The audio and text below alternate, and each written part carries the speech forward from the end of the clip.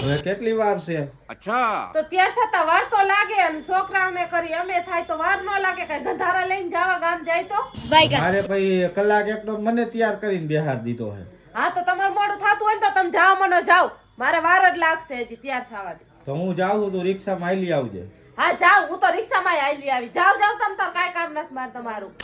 તો મને વેલા હાર તૈયાર કરીને બેહાર દીધો છે તે. તો તૈયાર તો થાવું જોઈએ ને હરખું. કે ગામ જાય માણસ મેરમાં જ રહેવું જોઈએ ને કે હાવ ગંધારું ગોબરું જટિયા ફટકે ફૂલાવેલા હાઈલું ન જવાનું હોય કઈ જેમને તે.